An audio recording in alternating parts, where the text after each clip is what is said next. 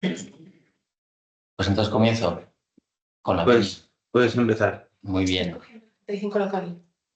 ¿Digo? No, dat. El 35 punto local tienes que coger. ¿No te sale? ¿Te la puedo compartir de alguna manera? Bueno, empiezo, No. perdón. Bueno, pues comienzo. Por petición del público diré que soy Fabricio Santos. Estamos en la tercera sesión. Vamos a seguir con lo que serían parámetros avanzados, por llamarlos de alguna manera, en el software de segmentación de Bamboo Studio. Y para ello he traído unas pequeñas pruebas. Más que nada, me hubiera gustado traer cosas más grandes, pero como la intención es que luego lo podamos replicar aquí y sea algo rápido, ya creo que lo enseñé en algún momento. Esto es una piececita, simplemente tiene un cuadrado, un círculo y un triángulo con algo de relieve. La geometría es lo de menos, pero simplemente es para que aprendamos a elegir las entidades y vincularles los colores. Algo que parece a priori sencillo, pero si no os dicen la primera vez dónde se encuentran ciertos botones, pues estamos un poco perdidos. Entonces, para ello voy a compartir pantalla. Y luego también compartiré la cámara, iré apagando y demás para que podamos ver las piezas hechas. Vale, aquí tenéis mi pantalla. Entonces, bueno, esto he estado trasteando, pero ahora lo haremos desde cero todos juntos. Por un lado, si podéis ir abriendo el software de segmentación, el Bamboo Studio. Y luego, adicionalmente, yo me he abierto la aplicación de Rhino para explicaros una cuestión de los modelos. No sé si manejáis todo Rhino, si tenéis instalados en los equipos o no, es lo de menos, ¿de acuerdo? O si tenéis SketchUp. La mitad más o menos Rhino y la otra mitad SketchUp o Rhino de SketchUp. Vale, pues simplemente es para explicaros cuáles son las pequeñas condiciones que existen cuando exportamos un archivo tridimensional desde un software de modelado para luego poder agruparlo o poder editarlo en el software de Bamboo Studio, de la impresora 3D, ¿vale? Entonces, simplemente con algo muy sencillo, hacer alguna extrusión simple de al menos 2 volúmenes, si queréis. Yo aquí simplemente, como estáis viendo, he hecho un cuadrado, círculo, triángulo, como os decía antes. Y en concreto, aquí como podéis ver cuando hago la selección, si no le quito, para que veáis que son entidades. No hace falta, esto es muy importante, o sea, que no os despiste, no hace falta que el color asignado en el software de modelado sea el de la impresora. Para nada tiene que ver. Lo único que yo lo he hecho así para hacerlo un poco más evidente, ¿de acuerdo? Pero simplemente esto, como sabéis, se lo he dado en las propiedades del material, le he ido diciendo el color que es y ya está. Pero esto no van por ahí los tiros. Simplemente es para que veáis que tenemos estos 3 elementos y ya estaría. Entonces, quiero que vierais que son 3 elementos que son independientes, ¿de acuerdo? Si lo suprimo, veis que ahí se pierde y ya está. ¿Qué tiene esto de importante? Que es lo que me interesa transmitiros. Pues que ahora mismo, sea como fuera la geometría que hemos diseñado en cualquier software, lo que hay que hacer primero es exportarlo como STL. ¿Os recordáis en la primera sesión? Os comentaba el proceso que había que seguir desde lo que sería el modelado hasta la segmentación y la impresión en 3D. Pues el primer paso sería, tenemos un modelo nuestro propio y ahora tendríamos que exportarlo como STL. ¿Qué ocurre? Pues que si yo ahora mismo seleccionara los 3 elementos, tal cual, y exportar, selección, una nube para seleccionar a todos, y aquí lo voy a llamar, pues, prueba, bueno, vamos a llamarlo bien para que luego me acuerde, cuadrado, triángulo, círculo. No sé si lo he escrito bien, pero y aquí, importante, en vez de guardarlo con el tipo de extensión del software en el que estamos, nos tenemos que viajar hasta STL, ¿de acuerdo? Estereolitografía, acordaros. Esto lo tiene cualquier software de modelado, ¿vale? Da igual AutoCAD, Rhino, Blender, el que sea. Te va a dejar exportar siempre como STL. Por recordar lo que era un STL. Un STL es una malla, es como si le pusiéramos papel albal, un film transparente, como si lo envolviéramos de regalo al objeto, y eso es lo que nos llevamos. Es decir, que el interior está vacío y solo nos llevamos la carcasa. Por eso es una malla. Entonces ahora le damos a guardar y nos hace siempre estas preguntas, por lo menos en Rhino, de qué tolerancia queremos que tenga esa malla 3D con respecto al objeto original. Por defecto yo tengo aquí apuntado que sea 0,001 milímetros. Es decir, que va súper ajustada la malla al modelo. Esto hay que tener cuidadín porque ahora mismo esta pieza es una pijadilla y pesa poco, pero si tenemos una topografía o una arquitectura seria, pues puede petar el ordenador. Entonces, simplemente para que lo tengamos en cuenta. Entonces le daríamos a aceptar. Y ahora la siguiente pregunta que siempre nos hace es si lo queremos guardar este archivo, al final estamos llevando un archivo digital, si lo queremos guardar como binario o como ASCII. Esto nos va a pasar en diferentes momentos. Yo siempre recomiendo que lo guardemos como binario, ¿de acuerdo? Va a ocupar mucho menos y va a trabajar igual de bien el software de segmentación. Entonces le damos a aceptar y ahora yo me iría al escritorio, que es donde lo tengo. Aquí está, cuadrado, triángulo, círculo. Y me lo arrastro literalmente, SSTL, a... Bueno, espera, antes de hacer nada, como tengo varias bandejas, voy a crearme una nueva, ¿vale? Aquí arriba, recordáis, añadir una placa y así yo puedo seguir trabajando. Entonces, bueno, el volumen que he traído, que he arrastrado, lo selecciono, si os fijáis, es una única entidad.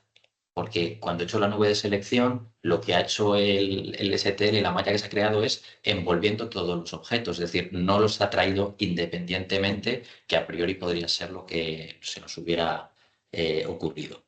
Y bueno, tengo muchas cuestiones, las voy a minimizar para que no os despisten, perdonad, pero estaríamos en esta placa de aquí, ¿vale? En la última placa, placa 6. Entonces, como veis, solo hay un objeto. Estamos aquí en el proceso en global o en objeto. Objeto, o sea, el global sería todas las placas de impresión que tenemos y todos los cambios de parámetros afectarían a todo lo que exista en la pantalla del software. Y por objetos estaríamos entrando en la placa que me interesa y en concreto en el objeto que me interesa. Ahora me voy a generar otra placa simplemente para que veáis ahora la diferencia con lo próximo que voy a hacer. De hecho, casi que voy a borrar las otras para no liaros y luego abrir el archivo y así estamos todos en igualdad de condiciones, ¿vale?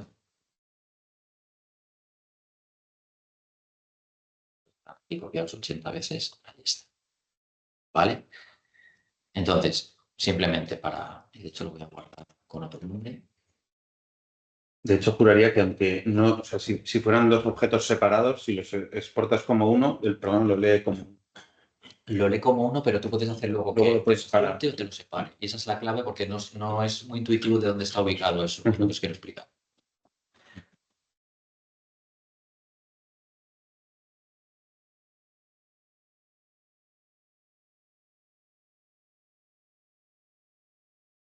Vale, soy Diego. Bien, Diego. Hola, Diego, te queremos. Vale. Bueno, hay que probar la inteligencia también, ¿no? Sí. Artificial y la otra. Ah, tú también. Nada, yo sé lo que quieres hacer porque no sé me ayuda. Es poco confuso. Vale. Entonces, bueno, como os decía, simplemente abro estos documentos y aquí lo tendríamos ya las dos bandejas, como os decía. Simplemente haciendo clic en cada una de ellas ya me trae de una a otra. Entonces, esto por un lado, ¿qué está haciendo? Que como lo estáis viendo, solo tengo un único elemento en bloque. Pero ¿qué pasa si desde Rhino lo que hago es, o desde el software en el que estéis modelando, selecciono primero el cuadrado, lo exporto, entonces habría que ir exportando uno a uno, pero lo importante es no moverlo, ¿vale? Entonces siempre doy a exportar selección, no a exportar todo el objeto. Hay softwares como puede ser Fusion 360 de Autodesk también, no sé si lo vais a usar, o lo digo si es otro software, que es importante que en esos casos hay que apagar los elementos que no quiero exportar, porque su única manera de exportarlo no va como en Rhino, que es seleccionando el objeto que quieres exportar, sino que exporta todo lo que esté visible. Entonces, bueno, ahí tendréis que ver qué software estáis manejando y aquí pondríamos cuadrado, ¿vale? Disculpad que esto es muy básico lo que estoy contando, pero Prefiero que quede luego grabado por si alguno lo hace despacio otro día. Entonces lo guardamos lo mismo, damos a todo que sí, que sí, que sí. Ahora selecciono el círculo, exporto la selección círculo. Le digo que sí, que sí, que sí. Y el triángulo, ¿vale?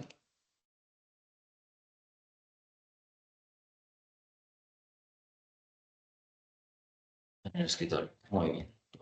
Sí, sí, sí. Ya está. ¿Qué ocurre? Que en ningún momento he desplazado los objetos. O sea, es algo que parece evidente, pero ¿por qué es necesario esto? Porque cuando estoy trasladando el STL, lo exporto, también está recordando no solo la geometría, sino su ubicación en el eje de coordenadas donde fue creado. Entonces, esto es importante para tener referencias parciales, ¿vale? Entonces, ahora, si traslado el cuadrado, el círculo y el triángulo al software, lo primero que hace cuando traslado, me sale esta pregunta. Dice, ¿cargar estos archivos como un objeto único con múltiples partes? ¿Esto qué me está diciendo? Pues lo mismo que antes. Te dice, sí, quiero que lo cargue todo junto, y ahora vais a ver por qué, le voy a decir que sí, y aparecen todos en su sitio. Y están seleccionados todos a la vez también. Pero cuando me vengo al listado de objetos aquí en proceso, veis que en comparación con la placa de la izquierda, aparecen ya los 3 objetos desglosados, lo cual significa que yo con esto puedo operar. Entonces, ¿de qué manera puedo operar? Pues aquí estáis viendo esto, aunque no parezca muy tal, porque como es un color que estaba predefinido, esto del 1 gris hace alusión a los filamentos que tengo cargados, ¿vale? Entonces ahora mismo no sé con cuáles trabajaremos, pero bueno, el gris es uno de ellos, que está en la 2. Pues lo voy a poner como lo tenéis vosotros, ¿vale? Para no liar.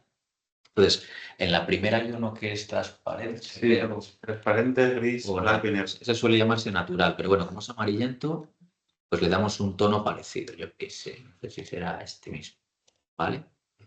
Y como veis, ¿qué es lo que está ocurriendo? Que le está dando, como estaban todos en el 1, pues le da todo ese color, pero no pasa nada.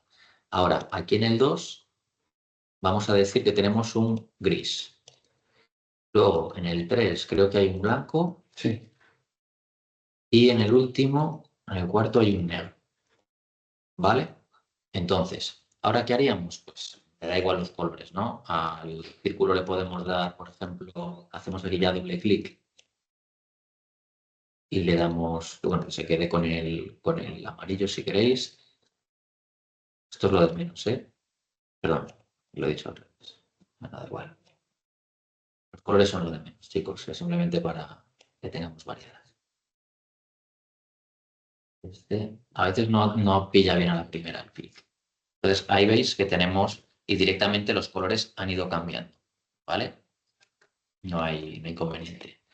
Lo que sí que es cierto, esto que estáis viendo aquí del color primario, que es el que queda por delante, en alguna ocasión, y por eso he hecho varias pruebas, lo que me ha ocurrido es que este color luego quedaría como entreverado en todas las capas de los colores que yo he elegido aquí, al estar todo junto en bloque. De las últimas pruebas que he hecho, no me ha pasado nada, aunque el color que está aquí sea diferente, porque justamente no se lo estoy asignando a ninguno de esta bandeja en concreto, ¿vale? Es decir, aunque el color principal que ha entrado con este nombre sea diferente, no me va a afectar. De hecho, lo que estamos viendo, si os acordáis, la semana pasada hablábamos de unos parámetros que era la torre de purga, estáis viendo que aquí en ningún momento hay un color número 1, puesto que lo que he ido pieza a pieza es asignándole el gris, el blanco y el negro, simplemente, ¿vale? Entonces, esto ya me está sirviendo para que yo directamente a estos elementos les asigno el color. ¿Qué ocurre? Que si vengo aquí a Rhino y lo pongo en el color que lo tenía renderizado, si os fijáis por debajo, las piezas mías son pasantes, es decir, que el triángulo va hasta abajo, el círculo va hasta abajo, me refiero hasta abajo que parten todos de la misma base, ¿de acuerdo? Y ahora os explicaré otra cosa para poder evitar esto, porque vais a ver lo siguiente. Entonces, ahora os cuento más cosas, pero por siempre cuando hacemos algo vamos a segmentar. Entonces, ¿qué ocurre lo primero cuando tengo un único color? Como es la primera placa, me vengo aquí a la primera placa, la selecciono. Y aquí es importante decir laminar placa, porque puedo laminar todo, pero yo lo que quiero es laminar solo la primera placa, ¿de acuerdo? Y entonces aquí veis que me está reconociendo que es la primera placa y me dice que esta pieza monocroma va a tardar tiempo de impresión 16 minutos, de los cuales se va a tirar 6, casi 7, haciendo las calibraciones y demás, que siempre ves que va tomando los puntos y demás. Es decir, que va a toda leche, o sea, esta pieza que se haga en cosa de 15 minutos me parece una pasada. ¿Qué ocurre si nos vamos a la placa 2? Y ahora decimos que lamine la placa 2. Pues entonces, en la placa 2, por usar 3 colores, de repente nos pasamos a 1 hora 14, es decir, le mete 1 hora más al objeto solo por usar 3 colores, ¿vale? Vosotros podéis usar hasta 4 si queréis. Yo no quería liar ahora con tanto, pero que entendáis las implicaciones que esto tiene. Entonces, como veis, al tener estos colores, lo que va a hacer la torre de purga es que cada vez que vamos cambiando capa a capa, imaginad que, como os he dicho, si el objeto arranca siempre en la misma base y tiene diferentes etapas de coronación, el triángulo hasta uno, el círculo hasta una y el cuadrado hasta otra, siempre va a haber una segmentación en las primeras capas iniciales que corta los 3 colores. Entonces, eso es lo que me está penalizando para que tarde tanto. Cada vez que pasa de un color a otro, tiene que hacer una purga. Y luego encima, una cosa que os conté a nivel teórico, que hay que tenerlo en cuenta, es que tú no limpias el Princor igual si pasas del negro al blanco que del blanco al negro, porque tiene que purgar con mucho más material, tiene que arrastrar mucho más material para limpiar. O sea, esto mismo puede pasar cuando estáis mezclando pinturas acrílicas o lo que sea, pues nos sorprendemos cuando usamos unos pigmentos u otros, pues aquí esto también es una realidad, ¿vale? Entonces, ¿qué hace la máquina? Va a estar mirando con la cámara hasta entender que ya el color que está saliendo es el que le estamos indicando. Es decir, cuando estamos hablando de grises es más confuso, pero cuando estamos hablando de blanco o de negro, la máquina es capaz de reconocerlo, ¿de acuerdo? Entonces, esto por un lado, para entender que esta pieza nos está penalizando por lo de los colores. ¿Qué podemos hacer? Y para recordarlo siempre que laminamos, estamos en previsualización, ¿vale? Si ahora yo quisiera, veréis que no puedo elegir, hago clic encima del objeto, no puedo elegir nada, tengo que volver a preparar, ¿de acuerdo? Preparación es cuando yo aquí puedo elegir las cosas que quiero condicionar y mover. Entonces, importante, esto ahora mismo es un bloque, yo solo puedo modificar los colores aquí, pero no puedo hacer nada más. Entonces, si doy a botón derecho del ratón sobre la pieza, cuando está seleccionada, me salen muchas más opciones para trabajar. Entonces, una de las opciones que yo quiero llevar a cabo puede ser dividir los objetos, ¿de acuerdo? Entonces, dividir los objetos, esto me va a hacer que ahora sí que puedo elegir el triángulo y moverlo, el círculo, si llego a atinar bien. Ahora, el círculo o el cuadrado, ¿de acuerdo? Entonces, ¿esto por qué es importante? Porque si yo en vez de imprimir estas piezas todas a la vez, sabiendo que son pasantes y que van a encajar una contra otra, imprimo primero la blanca, luego la roja, perdón, la gris y luego la negra, tendríamos que ir a otro apartado que, como os contaba el otro día, es ajustes de la placa, aquí secuencia de impresión, en vez de ir por capa, que si camino para que veáis la prueba, sigue penalizando con 1 hora 14 minutos, porque tiene que cortar siempre las primeras capas, va a cortar los 3 colores y solo hay un Princor. Pero si le digo que esto sea secuencia de impresión por objeto, lo que va a ocurrir lo primero es que los objetos están muy próximos, ¿os acordáis? Me voy a preparación y hago que no se invadan unos a otros. Ahora lamino de nuevo y hemos bajado a 23 minutazos, simplemente por hacer esto.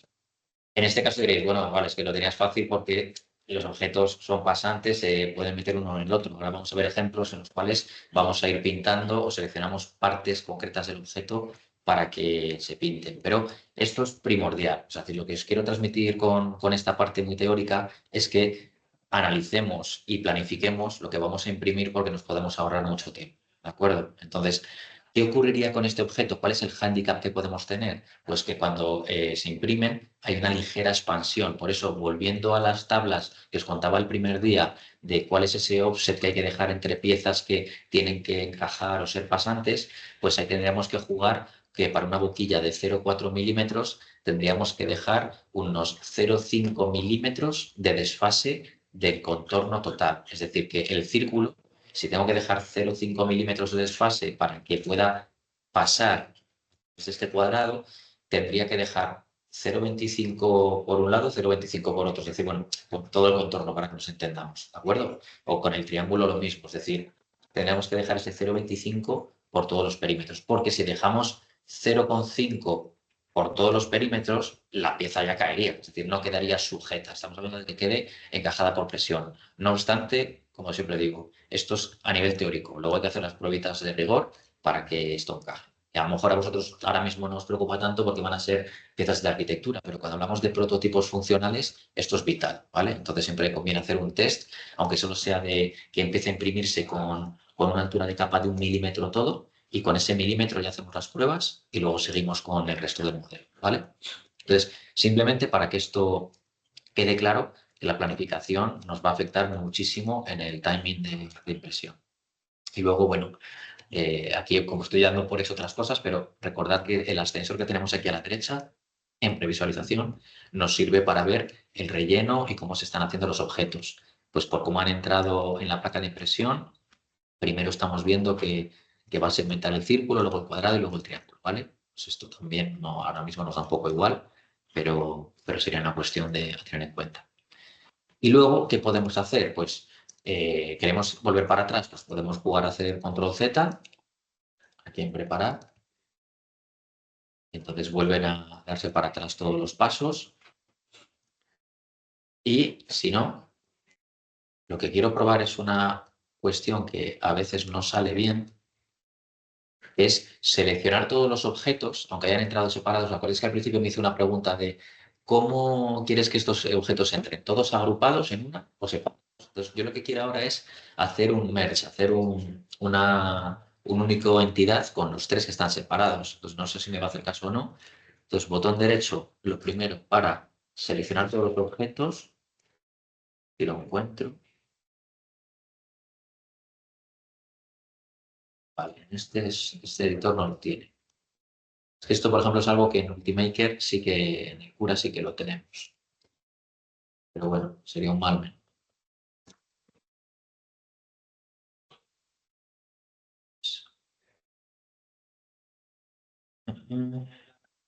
Vale, lo que me temía. Esto lo que hace es juntarlos como bloque. Voy a hacer una prueba un momento. Esto es una pena que no lo haga este software porque sería mucho más.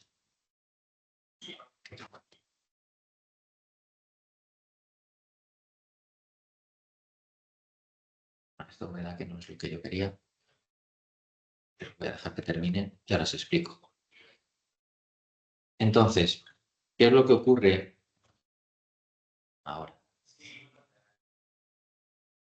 Si yo tengo las piezas, bueno, estoy dando a control, ¿vale? Para poder elegir más de una con el control en el teclado.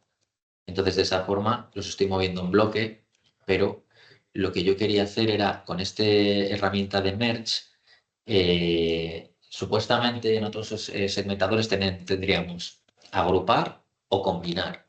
Agrupar haría que cada vez que lo movamos, es como en Rhino, estamos moviendo un bloque con una entidad de elementos dentro, y combinar lo que haría es posicionarlos reconociendo el origen de coordenadas de cómo fueron diseñados. Esto es algo que no tiene este objeto, o sea, este segmentador, y es un poco faena. De todas formas, voy a ver si con centrar, no va a querer. Entonces aquí no nos quedaría otra que darle a control Z, cosa que no me gusta mucho, pero lo que haríamos es, una vez elegidos todos los objetos, al dar a merge, en este caso, como están ubicados en la misma posición de cómo entraron, ya los volvemos a tener en bloque, ¿vale? Y si los quisiera volver a dividir, era el botón este de dividir a los objetos, ¿vale? Simplemente para que veáis cómo se hace. Por eso, recomendación en Bamboo que no pasa en otros segmentadores. Si tenemos unos objetos que sabemos que queremos operar con ellos en la misma posición, tenemos que agruparlos desde origen, con esa primera pregunta que me lanzaba de cómo quieres que se introduzcan los objetos en el espacio de trabajo, ¿vale? Os digo que esto a lo mejor luego no lo usáis en la vida, pero yo en concreto lo he usado bastantes veces y claro, con cada software es un mundo diferente. Entonces, vale, esto por un lado. Y luego por otro, lo que podríamos hacer, nos creamos una pestaña nueva y podríamos...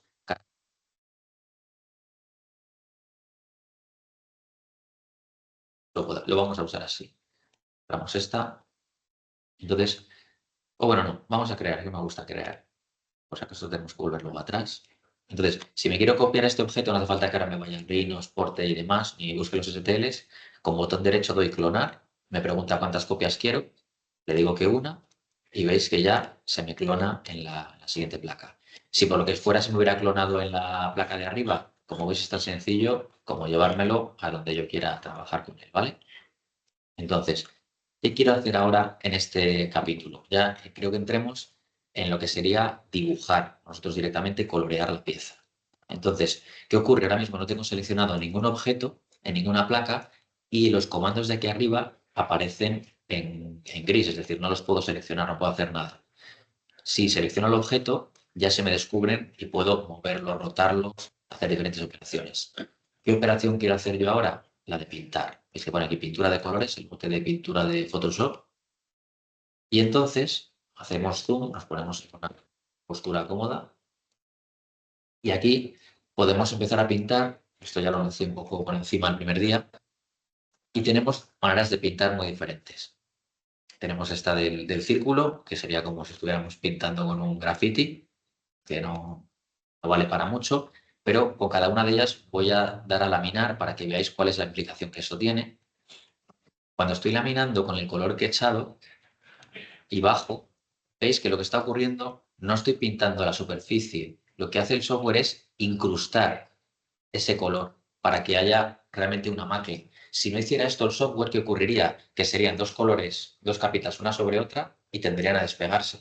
Es decir, eso es una cosa que tenemos que tener en cuenta. ¿Qué ocurre? Que está haciendo que haya una interferencia de unas cuantas capas aquí. Estas cuestiones las podemos modificar con el software. Yo también os digo que si nos va la vida en ello, tampoco nos metamos en esos parámetros porque tampoco nos aporta mucho, salvo que estemos haciendo la pieza de nuestra vida, ¿de acuerdo? Pero simplemente para que veáis que allá donde he pintado, pues está teniendo este efecto, ¿vale? Que simplemente pinto la superficie, pero se está introduciendo capas abajo.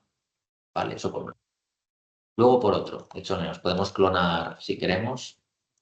Antes de nada, vamos aquí. Vamos a volver. Vamos a clonar varios, así también vemos lo que va ocurriendo. Vamos a decirle que queremos 3 o 4. ¿Vale? Como veis, los clona y los optimiza para colocarlos. Otro de los hándicaps que tiene para bien este segmentador. En otros que he usado, te los coloca superpuestos y tienes que ir luego desplazándolos. Por eso está bastante bien este software, salvo la traducción, que no es muy allá. Entonces, elegimos uno de estos objetos. Y yo. Entonces, por ejemplo, este en el que estábamos, como os decía, con el primero, pintando de esa forma, le decimos que vale, eliminamos la placa y luego vamos aquí a preparar de nuevo, elegimos este otro, volvemos a seleccionar el dibujo y aquí vamos a usar el de esfera. El de esfera, ¿qué es lo que le ocurre? De hecho, bueno, también estamos viendo muy a saco. Como veis, se puede variar el tamaño del pincel y esa esfera varía. Veis que antes era más pequeñita, la puedo hacer enorme. Es decir, hay diferentes comandos para poder trabajar. La esfera, ¿qué es lo que ocurre?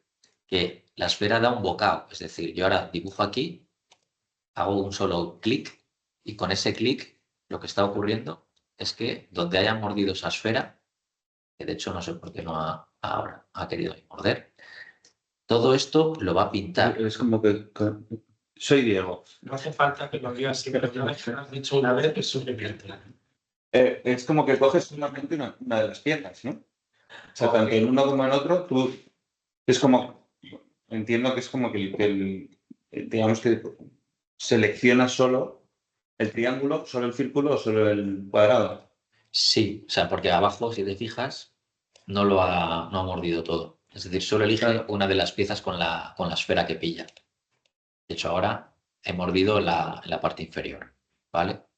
También luego esto le afecta la vista en la que estás. Como estés tomando el mordisco, de hecho, voy a hacer uno grande, ya porque mira, aquí estaría afectando a los tres Sí, pero luego yo creo que es donde queda el centro, ¿no? ¿Has visto? O sea, Pero es es como donde ha que pilla quedado. el centro. Exacto, es donde ha quedado en el centro.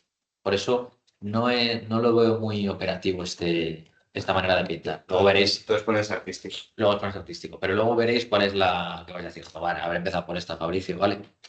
Entonces, segmentamos, porque aquí lo que quiero ver es que veáis la implicación interna que tiene, porque esto, si no recuerdo mal, esto hacía una especie de queso. Entonces, ahí lo veis, que aunque estamos dando un mordisco de esfera, en algunos casos veis que hace una cuña de queso. Y esto es una manera que tiene el software, por lo que he visto en otros diseños que tenéis dentro de Bambú, hay unas piezas, unas figuritas, unos muñecos y demás, y es para que nos aseguremos que haya una verdadera macla entre las piezas, es decir, entre los colores, perdón, de forma que no lo pudiéramos sacar y se pudiera desprender. Obviamente, a ver, dos colores que están pegados y que están pintándose uno con el otro con el calor al que van, no tendría por qué despegarse, pero sí que puede ocurrir que haya una diferencia de capa y se quitaran. Pero simplemente para que veáis que, aunque yo pinto con una esfera, está haciendo unas cuñas de queso, ¿vale? ¿Qué más? Nos vamos aquí a preparar. Vamos a elegir el siguiente. Y aquí tenemos el del triángulo, que este es uno de los que ya empieza a molar bastante, ¿vale? Entonces, triángulo, ¿qué va a hacer? Nos va a reconocer caras triangulares de la malla. Al final, como os decía antes, lo que yo he exportado el STL es una malla. Las mallas son unas nubes de puntos que se juntan por triángulos, es decir, el menor área de un plano, superficie de un plano, la va a generar un triángulo. Entonces, yo puedo pintar así de fácil o puedo dejarlo pulsado y que me vaya haciendo estas formas, ¿vale? Allá donde yo quiera. Ahora laminamos y vamos a ver qué está pasando en el interior del objeto. Entonces, como antes veíamos, hace una incrustación que va de menos a más, como si fuera un triángulo invertido, una pirámide invertida, hacia abajo para asegurarse la macla con el otro color, ¿vale? Pero por lo menos ya parece que es algo más controlable esta manera de trabajar. Y luego, pues así, vamos a ir con otro interesante, que es el del rango de altura. Este está bastante bien. Yo creo que para lo que manejamos entre todos puede ser más interesante. Y esto es, al fin y al cabo, es una rebanada. Es decir, va a trabajar por alturas de capa y lo que me va a preguntar aquí en el rango de altura, entonces aquí sí que tiene interés condicionarlo. Es decir, si sabemos que las capas van de 0,2 en 0,2, que es la segmentación que tenemos puesta por defecto, o bien podemos ampliarlo, yo qué sé, poner aquí, bueno, tanto no, porque los objetos míos tampoco son tan grandes, pero para que veáis que si aumento esa segmentación, voy a ponerlo 0,6, por ejemplo. Hago zoom. Uy, perdón. Control Z, si nos equivocamos, Control Z, ¿vale? Entonces, veis que ahí está marcando dos franjas. Esa altura entre las dos franjas grises bueno, las franjas blancas que ha pintado de gris, se cambia con el rango de altura, ¿vale? Si lo pusiéramos más grande, pues aquí afectaría a más colores, por ejemplo, y veis que pinta muchos más objetos. Esto ahora miramos la placa y vamos a ver lo que ocurre. Que aquí no hay incrustaciones, aquí literalmente cambia de capa, o sea, a esa altura lo pinta y fuera, y luego pasa de una a otra. Sí que es verdad que hace unas ligeras transiciones, como estáis viendo aquí, o sea, no lo hace tan radical, pero no es esa incrustación en triángulo invertido o en cuña de queso como hemos visto en otros casos, ¿vale?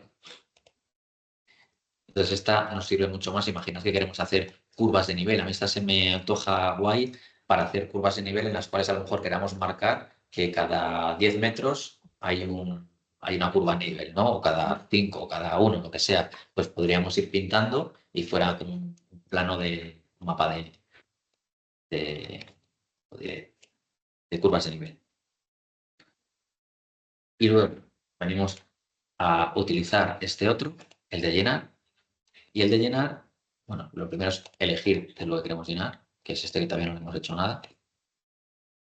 Y con el de llenar, que es el que a priori parece más sensato, reconoce directamente áreas. Entonces yo puedo pintar aquí y directamente me ha reconocido todo eso o puedo decirle que quiero este canto, o toda la base del círculo. Entonces veis que literalmente está reconociendo zonas completas. Entonces este es el que habréis dicho, pues habré empezado por aquí, ¿no? Sí, una cosa que mola bastante es que si tú has pintado, o sea, eso es literalmente como el bote de Photoshop. Si tú le has pintado una línea a cualquiera de los anteriores, te reconoce esa línea como parte de esa. Eso es. Eso sí que es, Eso está bastante eso sí que es interesante. Haces como los triangulitos, pues coges un trocito, otro trocito y ya tienes una superficie para. Claro, puedes delimitar con los otros, pintar un área y ahí echas la tinta luego. Entonces, aquí, simplemente para que veáis que las incrustaciones también las hace de aquella manera, porque bueno, habría que analizar muy bien por qué lo hace así y no de otra forma, pero vamos, es para garantizar que las piezas no se desprendan al tener diferentes colores, ¿vale? Entonces, simplemente que este es el que da un mejor resultado para mi criterio, ¿vale? Para probar vosotros. Y por tener en cuenta lo que estaba diciendo Diego, si yo me genero aquí otro, voy a clonar el de arriba.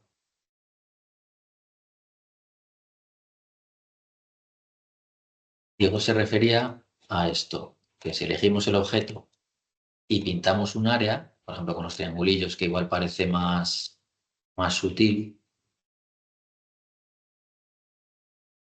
bueno, esto va a ser complicado, porque estos ahora he elegido algunos pequeños y otros grandes. No sé si haya reconocido área. Y ahora vuelco a tinta, ¿veis? Ahí reconoce. Es decir, paso de los triangulitos y ahora, igual que me reconoce el área de fuera, me reconoce el área de dentro. Entonces, esto está bien si queremos marcar algo. Podemos hacer también con el del círculo, lo hacemos más chiquitín. Entonces, imaginad que aquí, en este área, yo quiero buscar la tinta, ¿vale? Y ahí lo tendríamos. Y lo mismo, laminar placa, es decir, no reconoce áreas. Esto es una pasada, o sea, estamos editando dentro del, que esto no lo hacía ningún software antes. Entonces veis que se incrusta un poco para abajo y ahí queda, ¿vale? Y luego hay una última opción que no he terminado de pillarle el tranquillo. A ver, me copio otro, clonar. Aquí en la pintura, que es este de rellenar huecos, ¿vale?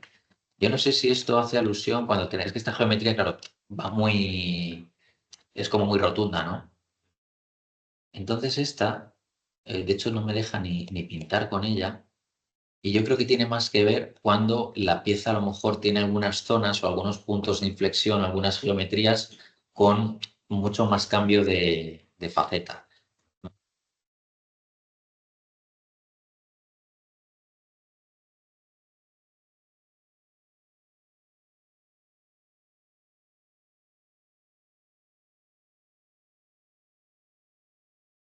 Pero os digo que, de hecho, en este caso, no sé por qué no me deja. Sí que lo probé con otro objeto que no tengo ahora aquí y me hacía algo, pero es como si estuviera pintando como, no, ni siquiera un aerógrafo, o sea, no me gustó nada lo que hacía realmente. Pero bueno, simplemente que sepáis que hay otra opción, pero vamos, os digo que con la de rango de altura de capa y la del triángulo o la del bote de pintura, creo que con esas es más que suficiente, ¿vale? Y luego, por seguir con temas de edición, porque esto es la madre del cordero, o sea, si sabemos pintar nuestros objetos, ya es como un porcentaje altísimo de todo el potencial que tiene este segmentador de Bamboo, ¿vale? Pero luego hay otras cuestiones que no quiero dejar pasar por alto, que sería de todas las cuestiones, ya el otro día arrancamos, vimos todas las que eran las opciones básicas y aquí luego tenemos avanzadas, ¿de acuerdo? Entonces, yo os comentaba que en opciones avanzadas, que veis que hay un montón, lo que sí que es interesante es que en cuanto a calidad y demás, esto tenía que ver con lo que es la altura de capa. Aquí podemos poner los finolis y decir que en vez de que segmente cada 0,2 milímetros de altura de capa, de hecho, me voy a hacer otra base para enredar.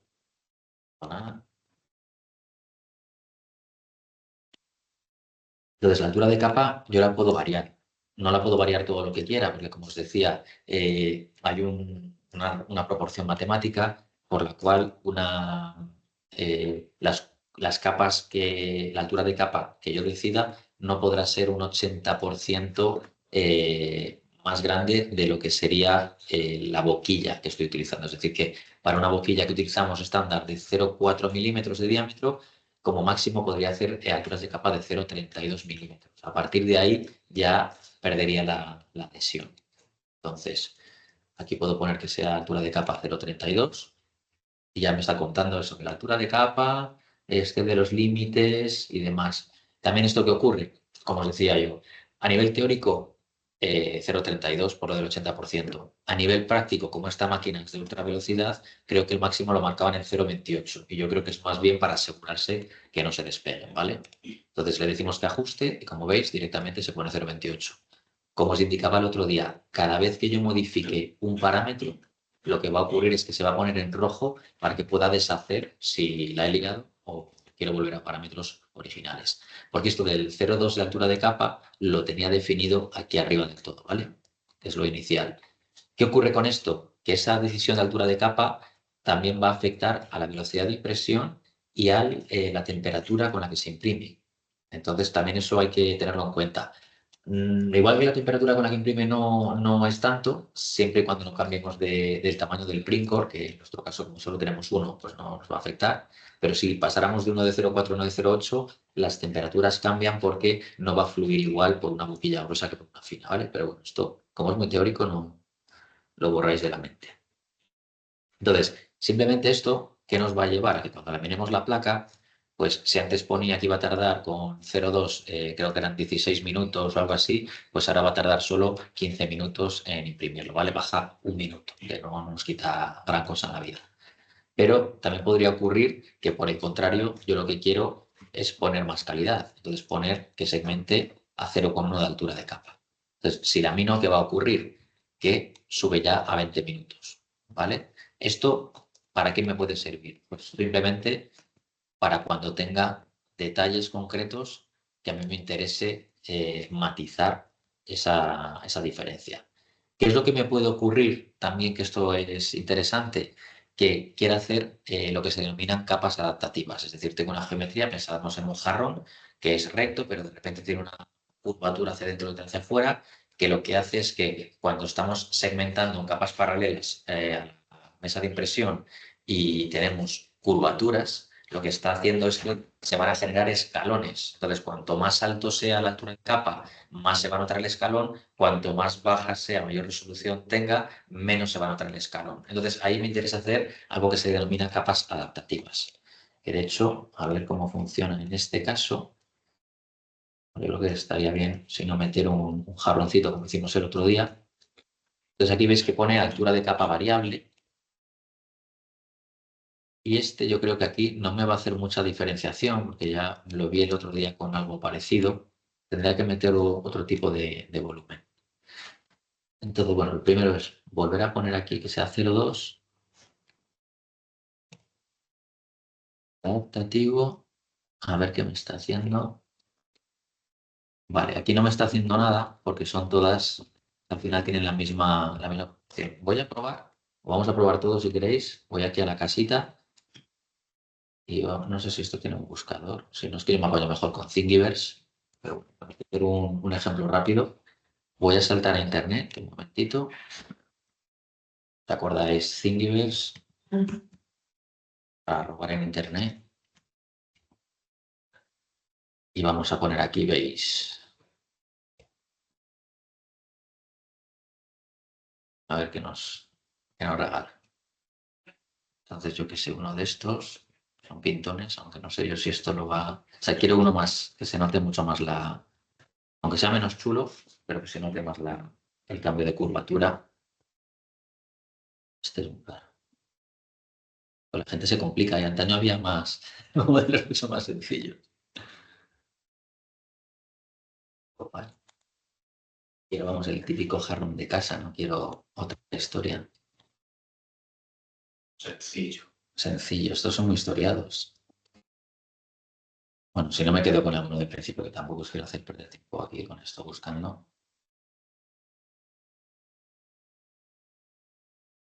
Este. Un poco chusti, pero simplemente quiero ver lo del cambio de inflexión que os decía, ¿vale? Entonces descargo descargar vosotros el que queráis. Realmente, porque esto de las capas adaptativas, les digo que en los otros softwares de segmentación funciona diferente y no es nada intuitivo, ¿vale?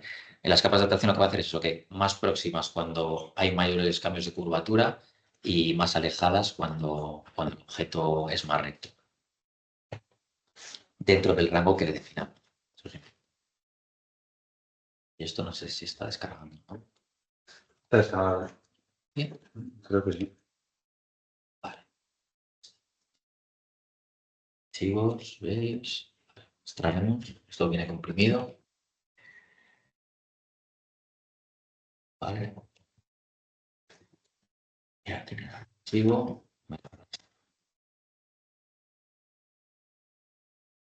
El objeto está demasiado... Ok.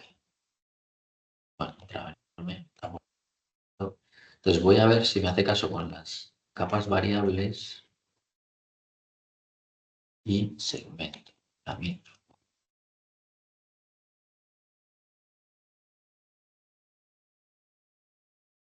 Y ahora os cuento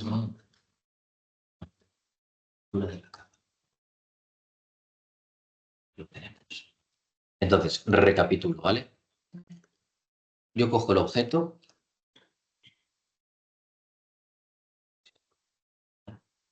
introduzco un objeto en la placa y entonces lo que os quería transmitir es que donde aquí están las inclinaciones, en este punto en el que es más horizontal, lo que va a hacer es cortes de capas más próximas. Y cuando se va a la vertical, va a hacer cortes de capa más altos. Entonces, cuanto más abramos el rango de capas, 0,28 por ejemplo, que era el máximo que me dejaba, seleccionamos el objeto, porque si no, recordéis que no me deja seleccionar aquí nada.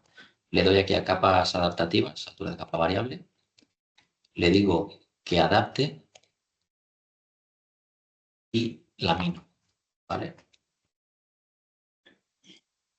Un poquito. Y lo que está haciendo...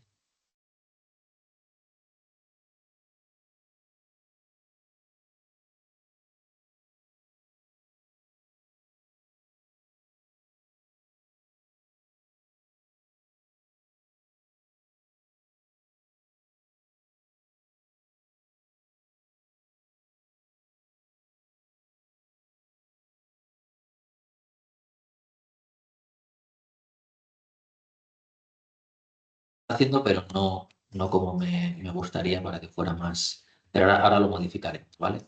Pero veis, lo que he hecho es al laminar, siempre hemos estado con el tipo de línea, ¿vale? Los chorromil colores que salen por aquí hacían alusión a las partes en las que imprime la máquina, de la piel exterior, el relleno, el arranque, los auxiliares. Pero si ponemos aquí esquema de color, altura de capa, que es lo que estamos variando, y le hago zoom, veis que aquí en la embocadura, ¿qué es lo que le está ocurriendo? Que de normal va a hacer una altura de capa, pone aquí de 0,28 que corresponde con el verde. Pero cuando estamos viendo aquí una zona que es casi paralela, porque está en voladizo casi paralelo a la mesa de impresión, ahí lo que hace es bajar. No sé cuánto baja porque no llego a determinar el color. Aquí lo pongo al lado para ver lo que se parece, pero pongo que baja a unos 0,16, 0,18 de altura de capa. ¿Qué está implicando esto? Pues justamente lo que os digo, para que se note menos el escalón. De hecho, si hago zoom, no sé si llegáis a apreciar que estas capitas van un poco más próximas que las verdes, ¿vale? Y esto es más heavy, se nota mucho más en la base, ¿vale? Si llego a hacer un zoom bueno, pues ahí veis cómo arranca con capas más finas porque está muy horizontal y luego ya sube para arriba. No obstante, esto es cuestión de enredar porque no está haciendo realmente lo mismo que me interesa. Aquí en adaptativo, me imagino que nos estará permitiendo también, no sé si voy a mover el rango, estaba en 0,5, a ver si en 0,20 o lo que sea, hace algo diferente. Dámelo la placa. ¿Vale? Esto, como os digo, si no sabemos lo que estamos tocando, mejor no tocar, ¿no? Pero es para entender. Aquí lo hace muy drástico, pero aquí se ve mucho mejor, ¿vale? El esquema de colores. Es decir, donde está más tendido, minimiza la altura de la capa y donde ve que puede zumbar porque es recto, lo hace con otra altura de capa, ¿vale? Esto os digo que ¿para qué es útil? pues es útil para realmente darle precisión en los lugares. Por ejemplo, me estabais enseñando aquí unas piezas que tienen en la mesa que tienen una topografía con unas triangulaciones y demás. Entonces, donde esté más plano, pues que la pieza vaya rápido, pero y donde esté mejor o más inclinado, pues que la pieza pueda ir con una mayor resolución para que nos entendamos y así nos iremos dando los escalones en las inclinaciones, ¿vale? Ese sería un poco el resumen de esta película de las capas adaptativas, ¿vale? Entonces, bueno, eso en cuanto a cosas que van un poquito más allá, que me parecen interesantes, porque yo os digo que el software es infinito y no, tampoco tiene mucho más sentido contar más historias. Luego, en cuanto a ver, los soportes, que eso sí que es importante. Bueno, los rellenos, lo que llama el fuerza, esto lo doy un poco por sabido, puesto que sí que lo hablamos el otro día en los parámetros que no eran avanzados, que se pueden activar y desactivar aquí donde pone avanzar. Tenemos por un lado la cantidad de lo que llama bucles de paredes, cuánto de grueso, con cuántas muros queremos que se construyan nuestra piel de contorno y luego también cómo queremos que haga el relleno. ¿Os acordáis que el patrón de relleno, por un lado tienes el patrón de lo que es la superficie, entendida como en estas piezas que puedo tener aquí que son más planitas, porque yo directamente este jarrón lo haría como el otro día. ¿Os acordáis que hicimos el espiralizar el contorno? Sí. Que es como más evidente y lo hace más fino y pista, ¿vale? Que ahora también lo haremos. Pero por irnos a estas piezas que tenemos aquí, por ejemplo, las que son planas, de hecho voy a quitarlo del alisado para que no fluya. En estas piezas que tenemos aquí es donde podemos elegir cómo son esos patrones de si son lisos, si son concéntricos, que esto lo vimos el otro día. No me meto mucho más porque esto es para que enredéis y si le queréis dar alguna gracieta al modelo, pues simplemente lo que podemos hacer es, yo qué sé, pues culpa de Arquímedes, dice esto. A ver qué chorrada hace. Y esto veréis que por un lado tenemos la trama de la superficie, la trama del relleno interior, es decir, hay diferentes lugares en los que nos puede. Entonces veis que en vez de hacer capas que serían, ¿cómo se dice esto? En diagonal, ¿no? Porque siempre va cruzando 90 grados y 90 grados las de encima para que se haga una urdimbre, una trama y se traben bien las capas. Podemos hacer estas cosas. Ahora mismo dices, para un triángulo me da igual, pero para el círculo está genial que nos pueda hacer esa capa superficial en círculo. Entonces esto es lo románticos que os queréis poner a la hora de tener los acabados superficiales. Pero creo que esto es importante saber que lo podéis modificar aquí en los parámetros de fuerza. Una pregunta, ¿podemos elegir la dirección en la que en cada objeto? Se Independiente. debe poder elegir Por ejemplo, si en el triángulo yo quiero que vaya paralelo a uno de de los las lados capas. del triángulo Claro. y en el cuadrado al otro. No es tan potente el software como para elegirle con respecto a qué cara, lo que te va a permitir, que ahora lo buscamos porque en este no lo tengo tan mascado, por lo menos en Cura sí que, vamos, siempre me remito a la otra máquina porque es que Ultimaker es el que hizo el segmentador más completo de los que hay en el mercado. Entonces, ahí sí que nos permite ir diciéndole qué ángulo queremos de rotación. Entonces, al final es buscar el ángulo que coincide justamente con el que tiene nuestro objeto o bien rotar nuestro objeto a favor, es decir, tienes que ir un poco a contramano. No obstante, tiene que estar por aquí. Buscamos. Debería dejarlo eso de superposición. Dirección del relleno avanzado 45 grados. Vamos a ver lo que está haciendo aquí en el relleno.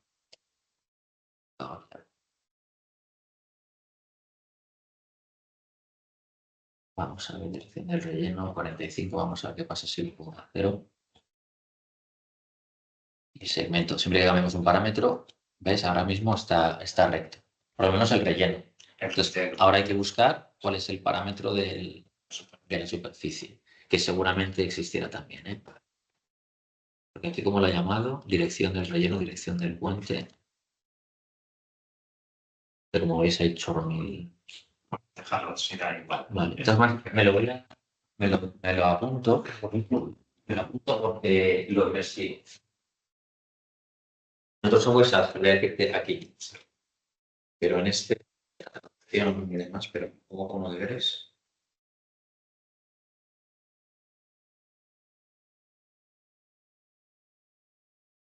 dirección. Sí, porque eso es el que te pones finolis. En esta piedra, Ahí te da lo que gris. nos hubiera gustado, por ejemplo, es que siempre lo hiciera así, sea como sea. Claro. Puede hacerlo, aunque sea por trozos. Siempre en Pero siempre tomar una dirección de referencia, claro. Otra opción que probamos, que es una de las presets que tiene, es contorno. O sea, que va siguiendo como el contorno. Claro. El Pero ese contorno. tiende a despegarse más. Sí, sí, sí. Porque Porque entiendo que no traba una con no, otra. no traba y te está haciendo una helicoide, Claro. entonces, vamos, o un hélice. Entonces, ¿qué ocurre? Cuando tiras, te lo llevas Sí, te lo llevas como entero. un muelle. Sí, sí. Eso me ha pasado en algún trabajo que sí queda muy chulo, pero no lo toques. O sea, son para piezas que vas a poner ahí, no vas a... Entonces, tire. Y luego estaba tocando esto de la capa variable. Y mola bastante lo que tienes al lado. Es una forma un poco visual de modificarlo. Sí. Mola, Sí. mola. Sí. El de los dos puntos que están al lado. Sí. Es que además sí que es algo que haces poco con más sentimiento.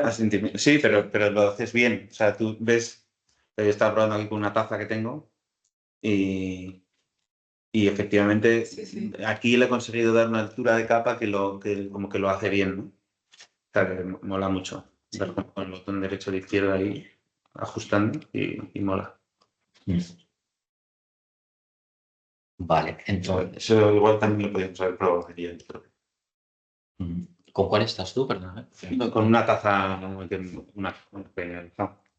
Vale, pero tomando que estabas diciendo. con lo de aquí de la... Ah, vale, jugando con Juegas directamente. aquí Vale. a que tengas, ¿sabes? Tú te vas ubicando, te vas Claro, abriendo en una amarillo. lectura concreta. Claro, entonces cuando vienes aquí al asa Eso es. y dices, oye, aquí que me hace un extraño porque pongo menos altura de capa. Y aquí que es más recto le pongo más. Claro, voy a ir ahí porque me he quedado en la parte de darle los rangos de diferencia. He saltado a la otra cosa. Aquí en las adaptativas, eso es lo que estabas comentando. Eso es. Justamente. Pues vas con el botón derecho o el izquierdo haciéndolo más grueso o más fino. Claro. La cuestión de aquí es que tampoco lo tienes tan evidenciado, ¿no? O sea, es decir, ¿cómo lo...? Sí, es No, a ver, Claro, en base a que... bueno, hay un poco de intuición. Si haces zoom, se ven las capas. Sí. O sea, lo que pasa es que tu cacharro es enorme. El mío, como es más pequeñito, se ve menos. O sea, se ve más. Ves las capas. Entonces ves dónde está haciéndose escalonado, Ahí. ¿sabes? Y entonces ahí le vas dando, lo haces, pues ahí dices, ahí más pequeño. En la parte que es vertical, lo haces más gordo. Claro. Con el botón derecho más gordo, con el botón izquierdo más fino. Sí, Y entonces, claro, te lo llevas a un lado a te otro. lo vas llevando de un lado a otro y lo vas viendo. Claro, ahí está. No, es que este software es la bomba. O sea, pero hay que controlar, es que son demasiadas historietas. Pero sí, esto al final, lo importante, vamos, en resumen es ese, que yo en esta zona en la que voy tirando recto, pues lo haría con la altura de capa mayor que me permita.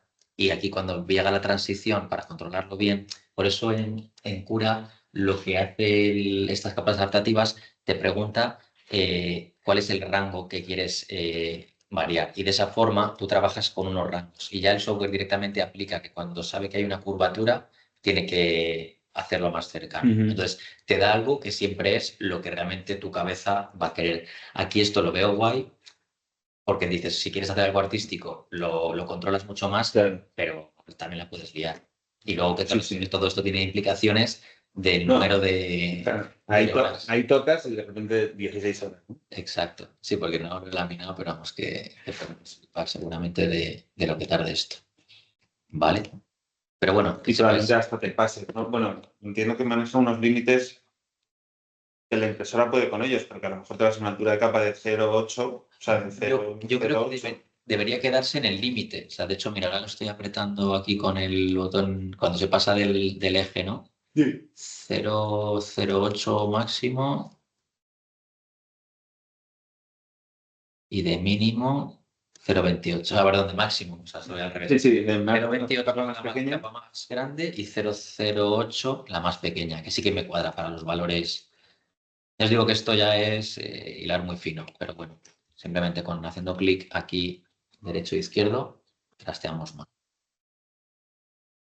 Y vale, lo de los patrones, que es con lo que estábamos antes, perdón, he saltado de una cosa a otra.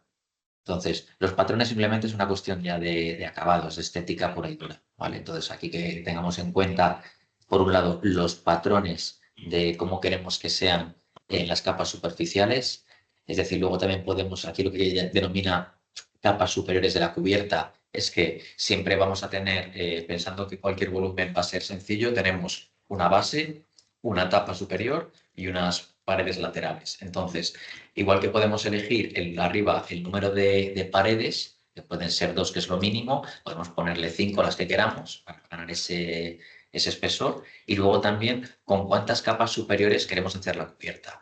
¿Esto para qué a mí me ha servido en la vida que sea interesante? Cuando tenemos objetos muy inclinados y a lo mejor nos queramos garantizar que si vamos por menos de 5 capas, es decir, 5 capas estaremos pensando que serían 1 milímetro, ¿no? 5 capas por altura de capa 0,2, tenemos 1 milímetro de capa. Claro, si es una capa recta, maravilloso, pero si es algo que va en pendiente, pues siempre va a quedar una especie de escalonado que si le quitamos capas a esa tapa superior que está inclinada, ¿qué va a ocurrir? Que vamos a poder llegar a ver o intuir el relleno interior. Pues aquí. Entonces, esto es por lo que yo siempre digo, Sí. solo deberíamos modificarlos si sabemos lo que estamos modificando, o bien cuando vayamos a ir del lado de la seguridad. Si no, ya os digo que esto, aparte que podemos hacer que falle la impresión, y es una faena, sobre todo cuando te falla en la capa que es la tapa de arriba. O sea, después de un día trabajando que la hayas cagado por esta cosa, ¿no? Pues bueno, simplemente para que enredéis. Es que ahora mismo meternos en todo esto puede ser una locura y creo que tampoco aporta mucho. Luego, el relleno, lo mismo que del otro día hablábamos, pues aquí en avanzados tenemos muchas más opciones. Entonces, además del porcentaje de relleno, que lo normal es tener un 15%, un 20%, que son los parámetros estándar, lo que podemos hacer también es esto, y así vemos lo que estoy hablando, esto que sería el relleno, y me vuelvo aquí al esquema de colores, tipo de línea. Veis que estos colorinchis, pues justamente el granate es el que habla del relleno. Y luego este es de rejilla, pues yo qué sé, panel de abeja, ¿no? Que es otro relleno que aguanta bastante bien. Pues entonces, veis que aquí va a tenernos el panel de abeja y lo que podemos manejar luego es el... De hecho, este panel de abeja está chulo, porque es un panel de abeja, por lo que estoy viendo, tridimensional. Hasta la fecha solían ser paneles de abeja rectos, como lo que hay en las puertas de los baños malos. Y listo, pero ahora mismo, pues mira, es tridimensional, lo cual va a funcionar mucho mejor. Ahí luego, a ver si aquí hay alguno de giroide, creo que era. Sí. Por ejemplo, el giroide, este, si no me equivoco, es el que es 360 y te vale, a ver, aquí lo vemos, va componiendo, bueno, tampoco es la figura más indicada, pero va encerrando esferas. De esta forma que me está permitiendo que si la pieza yo no sé qué posición va a tener, si la voy a girar luego 90 grados o lo que fuera, pues me va a permitir que el esfuerzo de compresión que vaya a tener, por deciros algo, pues va a ser un poco más isotrópico, que nunca lo va a ser. Estamos hablando de que un objeto está hecho por capas, atracción, ya sabéis cuál es el lugar de donde no hay que tirar, pero simplemente para que tengamos en cuenta que bueno, pequeñas piezas que vayan a soportar un esfuercillo, pues que esto lo podemos variar. Esto es importante, tener en cuenta lo del relleno, el patrón de relleno, y ya no solo el patrón, sino la densidad, porque es que si la pieza va a pegarse contra otra o vamos a hacer, aunque sea fuerza pegando una contra otra, pues son cosas mínimas que hay que tener en cuenta para no cascar las piezas. O sea, no sería la primera vez que por economía de medios hemos rebajado el relleno y luego al pegarlo lo hemos reventado, porque al final estás apretando con tus manos a una capita de 1 milímetro de espesor. Entonces es lo que tiene. Y qué más, el giroide, y os quería contar el de iluminación, ¿vale? Porque este que llama de iluminación, este es el que ahorra, ¿de acuerdo? Entonces, esto de que ahorra es porque hace, aunque aquí no lo veis, no es muy fácil de ver esta figura, empieza haciendo estas nervaduras que lo que está haciendo es distanciarse el porcentaje que le hemos indicado, y esto es como un árbol, empieza siendo un tronquito y luego va aumentando las nervaduras, porque de lo que se trata es de soportar la tapa plana superior que tenga arriba del todo. Entonces, como veis, donde va a sujetar las tapas, por ser mejor en el círculo, Va haciendo es donde más se densidad. densifica. Eso es. Entonces, este patrón está genial, esta pieza, porque tarda muy poquito.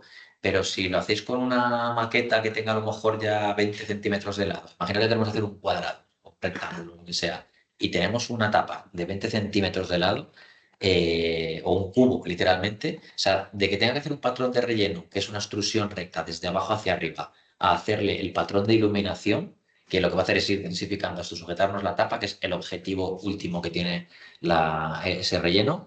Estamos hablando de que podemos descontarle fácilmente, o sea, en un cubo, o sea, del volumen capaz que tiene la máquina, de unos 20 centímetros, poneos, bueno, tiene más la máquina, estamos hablando de que a lo mejor le puedes bajar 4 horas, o sea, que parece, pero, o sea, 4 horas es mucho, o sea, en esta máquina rápida.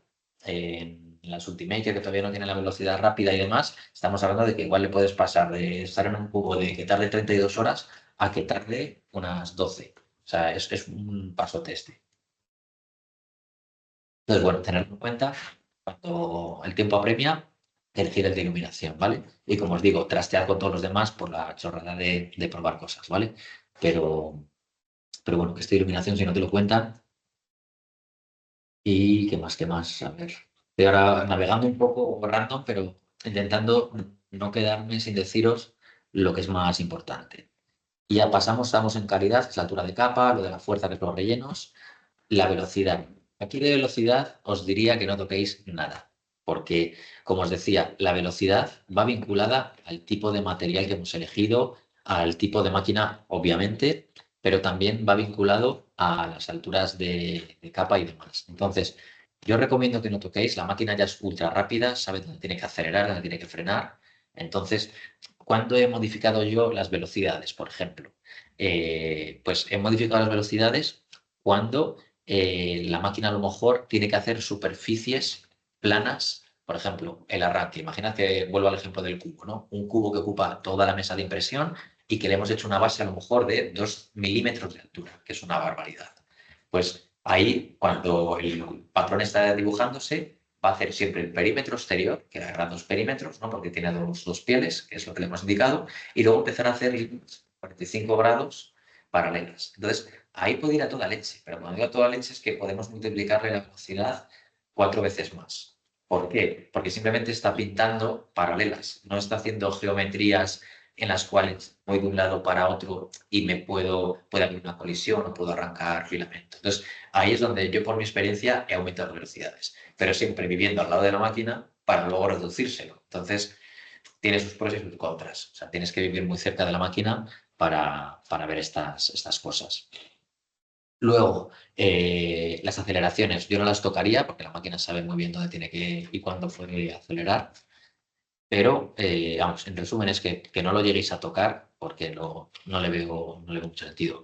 Lo que se podría modificar también de velocidades para ganar tiempo es en los desplazamientos. Imaginad que tenemos varias piezas en la placa de impresión o que las piezas tienen a lo mejor, no sé, no son muy, o sea, son muy distinguidas, entendidas como que tienen zonas, imaginad un castillo con almenas, ¿no? O sea, la parte superior, que tenemos pináculos, almenas, lo que fuera, entonces hay lugares en los que imprimen, lugares en los que no, pues cuanto más altas sean los desplazamientos en los que no está imprimiendo, mejor, es decir, ahí puede ir a toda leche, de un lado para otro. El problema que tiene esto, que esas aceleraciones, esas velocidades, tienen aceleraciones y deceleraciones que van a hacer que la máquina también sufra, es decir, esos vaivenes van a hacer que las correas van a sufrir, los tornillos se van a soltar, etcétera. Entonces es por eso por lo que yo nunca recomiendo que se modifique nada, pero serían como esas cuestiones, ¿no? De lugares como los rellenos o que no los va a ver nadie y me da igual que queden peor, caras planas, que sean muy prolongadas, los desplazamientos, ahí podríamos modificar la velocidad. Pero ya os digo que no lo hagáis al tuntún, que es mejor que tarde 2 días a que tarde uno y luego no se haya impreso nada y tengas que volver otra vez a adaptarlo y tardas más tiempo. ¿Vale? Entonces lo dicho, velocidades, estos para muy mayores, para muy cafeteros. Y nos metemos con soporte. Soporte sí que tiene aquí su intríngulis, porque con el tema de los soportes, primero hay que habilitarlos porque por defecto no están habilitados. tenemos dos cuestiones con los soportes. Uno es que, como explicaba el otro día, el tipo de soporte normal o el tipo de soporte de árbol, ¿de acuerdo? Esto es, pensamos en una rama de un árbol, que lo que va a hacer es, como nuestro brazo, salir desde la base de la impresión y sujetar allí donde hay un hueco, una ventana o lo que sea, que tengamos que sujetar. Y el normal, de hecho esto lo vamos a hacer con los jarrones muy grandes. Pero bueno, vamos a coger esta plaquita y, por ejemplo, vamos a voltearlo, ¿vale? Con el de rotar, ¿vale? Por dejarlo en una postura un poco que requiera soporte, ¿vale? Esto sería una tontería, pero para que veamos. Entonces, si segmentamos con el tipo de soporte normal, eso está apagado.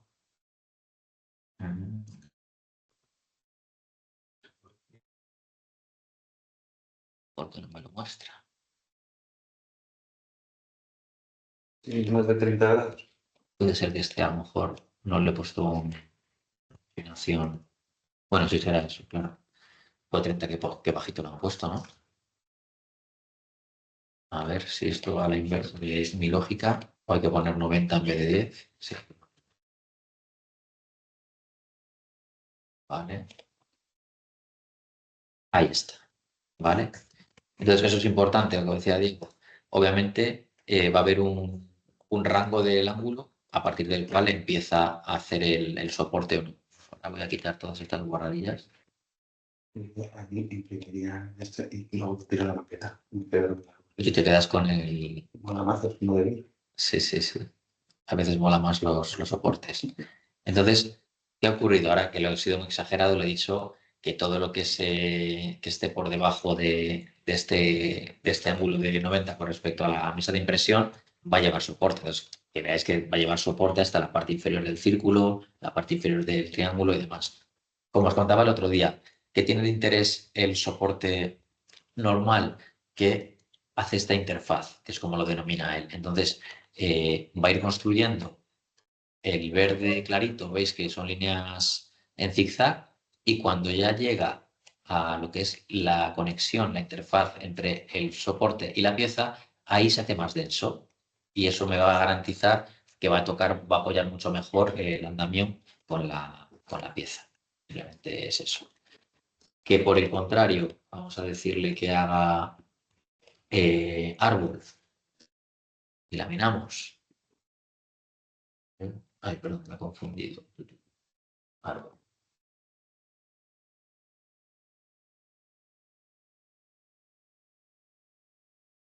¿No? ¿Vale? Ahí lo tenéis. Pues el árbol, pues que va terminando, empieza con un tronco gordísimo y va haciendo las ramitas hasta que sujeta allí donde interesa, ¿vale? Simplemente es por la diferencia. No sé si el de árbol tarda un pelín menos en imprimirse, creo que gasta algo menos de material, podéis hacer la comparativa, pero vamos, que en cualquier caso es bastante poca diferencia. Y luego este sí que es interesante, el de que se hagan soportes solo tocando la placa de impresión. Entonces, ahora en el de árbol nos da igual porque el árbol siempre va a crecer y las va a ingeniar para poder coger con las ramas allá donde sea, desde tocar la base de impresión. Entonces siempre va a llegar a tocar ahí donde nos interesa. Pero si hago este otro, si hago el normal, vais a ver que al decirle que solo puede haber soportes arrancando desde la mesa de impresión, me ha quitado los que venían autosustentándose en la propia pieza. ¿Esto por qué es importante? Porque si nosotros sabemos que nuestra pieza tiene un ángulo que tampoco es muy conflictivo y lo que no quiero es que me queden marcas porque estos autosoportes sujetándose en la propia pieza va a hacer luego unas muescas que tendré que lijar o que eliminar de alguna manera y me va a dejar recuerdo de ello, ¿vale? Entonces, simplemente porque sepamos que este TIC es importante. Y luego, por no seguir con las demás cosas y matizar una cosa de los soportes, si no me equivoco, porque creo que esto está en otro lado, tenemos un bloqueador de soportes. Aquí tenemos pintado, pero yo creo que había uno que era bloqueador. Me gustaría encontrarlo. Bloqueador es como si los has definido o lo dejas ya tal como está. No, el bloqueador sería para el... Imagínate que tengo soportes en todo, pero de repente hay un volumen que digo, aquí no quiero soporte, por lo que sea. Porque quiero, pues que a lo mejor tú controlas la pieza y dices, aquí es que si me hace un soporte me mata y esto no va a salir bien. Entonces, no sé si con este, es que no sé por qué lo llama pintado de soporte. No, no va a ser esta herramienta.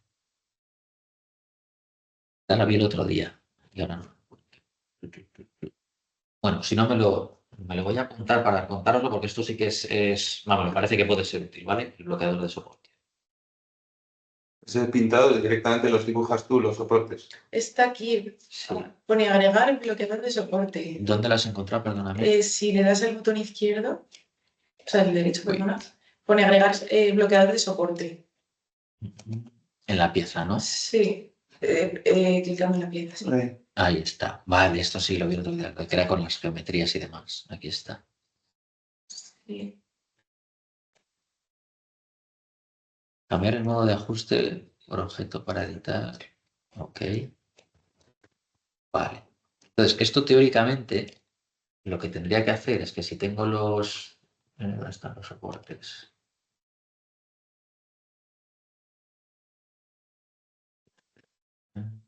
Y ahora, ¿por qué no me sale? Ah, en global, vale. Perdón. Estoy aquí en soportes. Teóricamente, donde pille el cubo, ahí está. ¿Veis? Gracias por recordármelo. Porque más el otro día estuve haciendo pruebas en casa y era con... Porque ahora vais a ver que me deja diferentes formas. Entonces, ¿por qué es importante esto? Y esto me lo voy a... Qué bueno. Porque a lo mejor hay sitios, o sea, si vuelvo al de... Por defecto, ¿dónde está este? Solo la placa de impresión.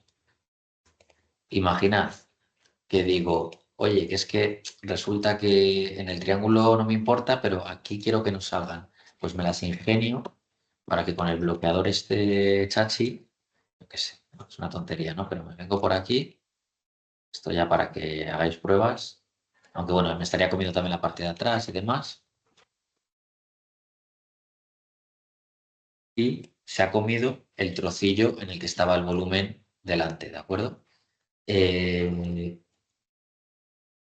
por ejemplo, este, luego bloqueador de soporte. Aquí veis que hay cubos, cilindros, esferas, ta, ta, ta. Entonces, esto está bastante bien, porque en un momento dado, pensad que podemos a lo mejor poner un objeto. Ahora la idea sería, me entra la duda si puedo hacer una geometría y convertirla a que sea el bloqueador de soporte. Es decir, eso sería la leche. Voy a apuntar, que seguro que, vamos, viendo esto, seguro que existe. Porque ya... Encajar, ¿no? Sí, la cosa es... Pues que igual hay que modelarla, ¿no? Sí, pero vamos, tiene toda la pinta, ¿eh? Que va a ser esto. Bueno, o sea que he elegido igual un objeto que no era el más chachi. Claro, porque igual puedes hacer el negativo de tu voladiza Por ejemplo. y hacerlo coincidente. Esperamos que ya que me permita ir haciendo o sea, cilindros, cubos, rombos y lo que sea, ya es un avance, ¿vale? Simplemente para que... Hombre, y aquí tú lo tienes. Igual te permite a lo mejor en una pieza con mucho, ¿no? Que tiene mucho soporte, Claro. aligerar el soporte. Aligerar, que minimices... Entonces, a lo mejor dices, oye, pues hago un triángulo, ¿no? Y En me ese como. soporte. Claro. Ahí no me la juego tanto, pero luego al final sí que Exacto. tengo mi pieza como bien sujeta, como si fuera un andamiaje, ¿no? O algo así. Eso es. Esperamos que esto de, como os digo, es trastear y a lo mejor es como todo. Ahora estoy soltando muchas cosas que yo sé que me tienen que contar, porque si no, no sabes dónde están, pero que hasta que no las aplicas, pero luego hay chorrocientas más que podríamos alucinar. Pero esto yo creo que... A ver, ¿dónde estamos? ¿Y ahora por qué?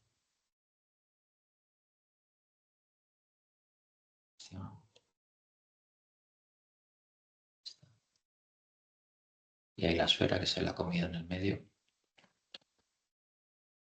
Pues eso. Mira, ahí te hace el boquete de la esfera. Vale. Entonces, esto que era algo que me interesaba matizar. Luego, lo de la balsa, y bueno, más que la balsa, el arranque con la placa de impresión estaba en otros. Vale. Entonces, adhesión con la cama, como vimos el otro día, por defecto, que es esto azul que vemos aquí lo que denomina balsa, teníamos que en vez de automático era también indicarle el borde exterior e interior, ¿vale? Para que nos hiciera todo el perímetro. Igual con esta pieza no es lo más fácil de ver. Es que porque ahora está con los soportes y demás. Pero simplemente es para que nos haga esa pieza de transición. Me voy a volver aquí a preparar. Por ejemplo, en esta. A esta mesa. Decirle que lamine. ¿Vale? Entonces, ¿veis esta balsita que está haciendo? Esto es súper recomendable que lo hagamos, ¿vale? Y esto se activa aquí en el apartado de otros, adhesión de la cama, de impresión, y aquí en tipo de balsa, el que se denomina borde exterior e interior, ¿vale? Y de esa manera lo que me está haciendo es arrancar tocando la pieza y extendiéndose. Aquí tenemos un número de ancho de balsa, pero esto lo podemos aumentar, 10, por ejemplo. Volvemos aquí a laminar y veis que ahora ha aumentado, ¿vale? Con 5 milímetros más que suficiente. Simplemente es para garantizarnos, esto nos ayuda a evitar el warping. Sobre todo, si vamos a tirar una pieza que tiene una base muy grande y ocupa mucho en la cama, lo mejor es que tenga mucha balsa que nos garantice que no se vaya a levantar ninguna esquina. Y el contorno de falda, yo no termino de entenderlo, el de arriba. Ese. Número de bucles. Porque eso aparece como un elemento, pero que no llega a tocar realmente. Es como que A ver. acordonara, ¿no? ¿Ves? Sí, yo en su día a este le hago una similitud con lo que denominaba en cura. Tenías por un lado el brim, que sería el que toca, y el skir, que es el que no toca. Y siempre lo usábamos, por lo menos en los inicios, para ver que estaba purgando bien. O sea, porque si no te sirve para nada, lo que te está haciendo es, a mí me servía, por un lado, es que, claro, hablamos de que antes la calibración era manual y el cargar el material y todo era manual. Entonces dependías de que lo estabas haciendo bien y era sentimiento y afín. Entonces, ¿qué ocurría? Que tú a lo mejor habías calibrado la máquina, la mesa, con 4 puntos y estaba un poco inclinada. Entonces, te hacías primero esto de manera que iba echando un chorrito y entonces veías de repente que aquí estaba súper separado, ahí estaba muy empotrado, es decir, en los cabezales los ibas... entonces, servía para eso. Pero ya te digo que aquí no tiene ningún sentido, sabiendo que, vamos, yo si soy sincero, estoy imprimiendo sin balsa en esta máquina porque va muy bien. Aparte que agarra bastante bien a estas mesas de impresión porque tienen poro, pero es que las otras eran de cristal, entonces Claro. echabas laca o estaba bien calibrado o es que no se pegaba, Claro. no arrancaba. Aquí a veces lo que falla es la propia balsa. O sea, No sé si es porque va muy rápido o algo así, y entonces, que bueno, luego está bien, porque a lo mejor el primer perímetro de repente se empieza como a levantar, pero luego ya la pieza queda bien. O sea, que a veces es, dices, bueno, pues menos mal, ¿no? Porque a lo mejor si es la propia esquina de la pieza es la que no se adhiere bien. Sí. No lo sé, pero a mí alguna vez me ha pasado que me falla lo que es Lo que es la primera de contacto el contacto primero de la balsa. Entonces sale la balsa como un poco arrugada, a veces da un poco de miedo porque como se levanta un poco y toca, ¿no? El cabezal cada vez que pasa, ¿no? Y aparte que te lo puede terminar arrancando. Esa es la historia. Vale, vale. Bien, entonces, de cosas que no me quería olvidar, todas estas. No sé si tenéis alguna duda hasta ahora mismo. Como veis, no será por parámetros a tocar, pero por si hubiera alguna duda. Yo supongo que en las clases venideras, cogeremos un modelo que esté en metros y lo escalaremos para meterlo aquí, ¿no? Y todo eso nos lo enseñarás a hacer. A ver, es que eso es algo que lo había dado por pasado, pero mira. Sí, claro, como estamos trabajando con objetos pequeños realmente. Sí, o sea, imagínate, o sea, este objeto que ya es más grandote. En esto, cuando lo tienes elegido, se te activan aquí estos comandos. Entonces, desde moverlo, que lo puedes mover agarrando el objeto directamente, y aquí el escalado. Entonces, esta herramienta es muy útil de escalado Porque tienes dos maneras de escalar. Una es con porcentaje y otra es con las dimensiones. Entonces, imagínate que tú dices, Hogar, has trabajado en metros y dices, ahora tengo que meterme aquí en milímetros. Mi recomendación sería, hazte un archivo intermedio en Rhino o donde fuera para escalártelo, Vale. porque si no aquí a lo mejor peta el software. Eso Claro. por un lado. Pero si por lo que fuera, que es muy habitual, entra el objeto y dices, vaya, es enorme, pues directamente en el escalado sabes que le quitas un cero y ya pasaríamos de metros a centímetros. Le quitas otro cero, es decir, dependiendo un poco cómo sea tu escala. Si controlas las escalas, pues ya sería decir, oye, que sabía que esto estaba dibujado a 1,100, pues lo quiero a 1,50, pues le meto aquí un 50% para que reduzca el tamaño. Que le quiero, perdón, 50, al revés. Si, o sea, si sé la proporción si es 2:1, 1:2 o lo que sea, pues le vamos haciendo los porcentajes. Y si no, uno que es muy útil es si tú ya sabes de tu objeto, mides en Rhino y dices, esto mide 3 metros de alto, pues llegas aquí y le dices tamaño y quiero que esto vaya a la escala que sea, le dices pues que ahora mida 3 centímetros. Entonces, literalmente, como ves que aquí pone escala uniforme, esto es muy importante, si yo aquí le digo que quiero que esto tenga de altura, yo qué sé, 50 milímetros, 5 centímetros, ves que ha guardado la proporción. Porque, ¿qué ocurre? Control Z. Si le quito la escala uniforme y le digo que esto quiero que tenga 50 centímetros en Z, te queda algo que bueno. Un Y decantador. un decantador de vino para el Vega Sicilia que se toma aquí, digo, los fines. Entonces, entonces ya. Vale. Vale. Entonces, bueno, esto es para el tema del escalado. No sé si habrá alguna duda más allá o con esto te apaña.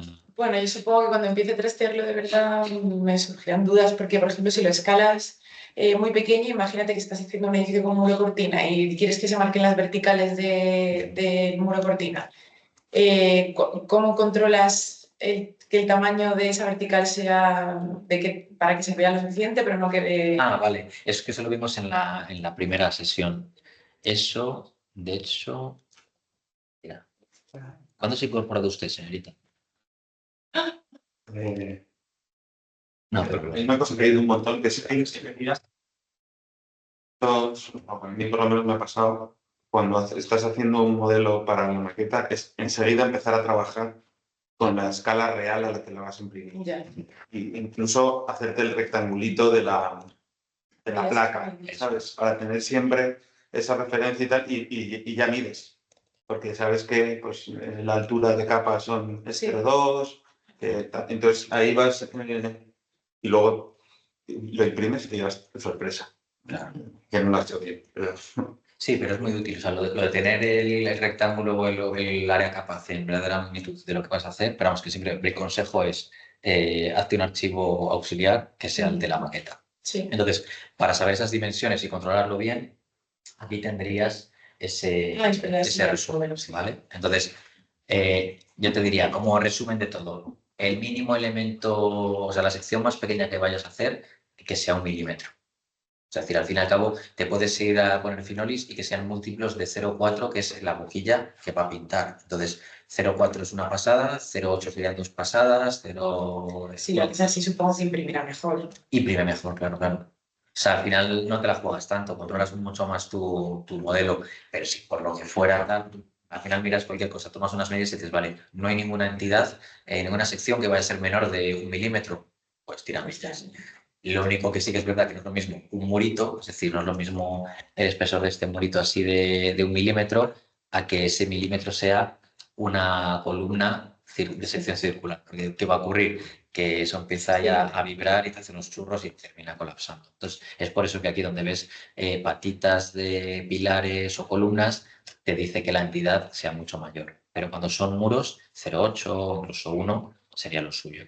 Así que aquí tampoco hace falta que lo memoricéis, solo es simplemente eso, tener en cuenta un poco que, aún así, ¿qué es lo que deberíais hacer para ir a favor de que salga todo bien? Descuartizar las maquetas. Ese es el consejo. Es decir, si sabes que vas a hacer, yo qué sé, una carpintería o lo que sea, no te lo imprimas de canto, lo pones tumbado, luego una vez impreso, lo pegas con los tite y ya está. Es decir, todo descompuesto en caras planas es lo suyo.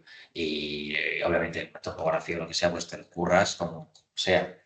Pero luego también incluso para topografías y cosas así hay truquillos. Es decir, a lo mejor si te interesa una topografía, a lo mejor te la imprimes de canto y luego te imprimes las tapas laterales, como si estuvieras descomponiendo casi una de corte láser, ¿sabes? Una maqueta hecha con cartón pluma. Es decir, al final es porque dices, joder, si tengo tiempo, pues genial, tiro todo el tarugo de las curvas de nivel, tarda 24 horas, lo dejo el fin de semana y ya está.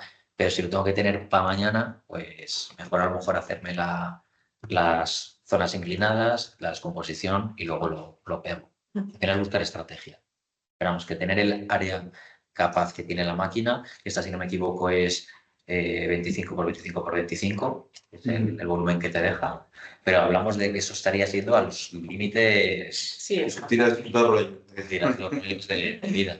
Yo nunca apuraría tanto a los límites de la máquina, ¿eh? Porque De hecho, al final te avisa.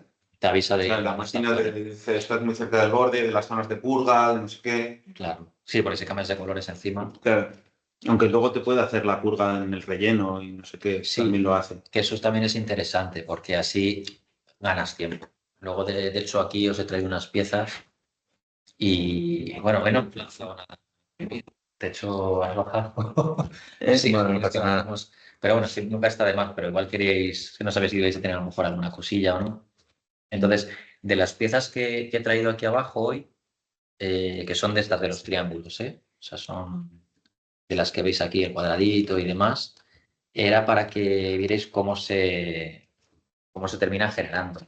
Entonces, por ejemplo, esta está elegida por entidades, es decir, el triángulo es un color y el otro es otro, y este simplemente pintándole la cara que estamos viendo. Entonces, claro, la diferencia entre esa y esa es por ahí corto, Claro. y esta es, si no me equivoco, creo que eran solo 28. Sí.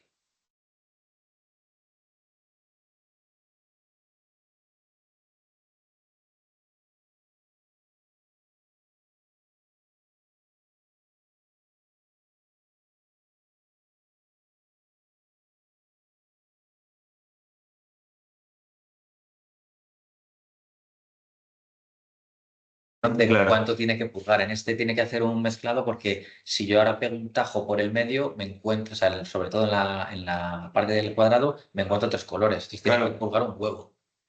Y esta, por ejemplo, para que os flipéis, que esta es un ejemplo que me encanta, es para esta pieza enana, que le mete varios colores, te hace toda esta purga.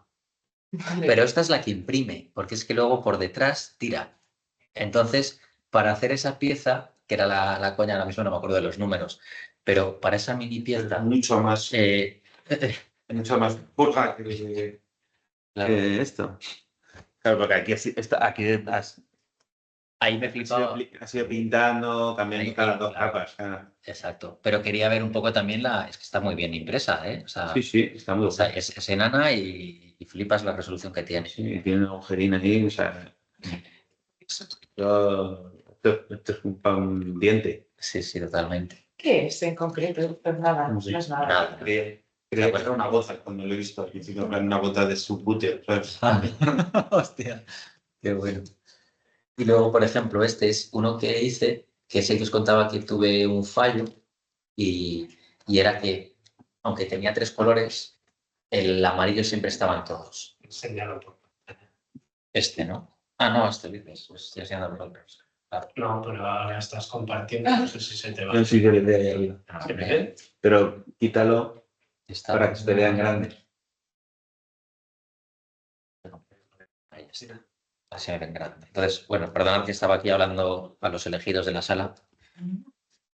Entonces, simplemente aquí, esta pieza era, en el primer caso, cuando he elegido que fuera pasante, es decir, el triángulo rojo entero, el círculo es negro entero y el cuadrado es entero gris, ¿de acuerdo? Entonces, hace este tipo de torre de purga. Entonces, no, igual no lo llegáis a apreciar, pero simplemente es que tiene que cambiar, es una torre de purga mucho más densa porque en cada capa casi siempre pilla tres colores.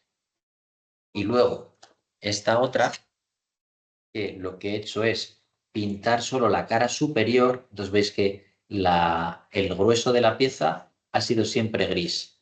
¿vale? Y lo que he hecho es pintar la cara visible del círculo en negro, su canto y su superficie, y lo mismo con el triángulo, los cantos y la superficie. Y esto ha hecho otro tipo de purga, como veis, porque hay un momento en el que solo tiene que purgar de una manera más superficial. Entonces, bueno, esto es lo de menos, pero simplemente para que entendáis que hay purgas diferentes, porque a lo mejor la primera vez decís, vaya, esto está haciéndolo mal. No, si ya lo hace mal, nos avisa el software de la máquina, ¿vale?